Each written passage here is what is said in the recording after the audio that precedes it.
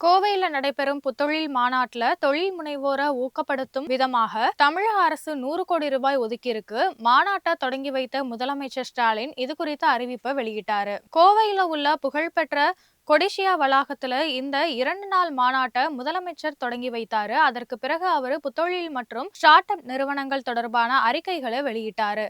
தமிழ்நாடு புத்தொழில் மற்றும் புத்தாக்க இயக்கத்திற்கும் பிரான்ஸ், பிலிப்பைன்ஸ், ஜெர்மனி போன்ற பல்வேறு பன்னாட்டு நிறுவனங்களுக்கும் இடையிலான புரிந்துணர்வு ஒப்பந்தங்கள் போடப்பட்டது. மாநாட்டுல பல்வேறு நிறுவனங்களால அமைக்கப்பட்ட 1000த்திற்கும் மேற்பட்ட கண்காட்சி அரங்குகளையும் முதலமைச்சர் பார்வையிட்டாரு.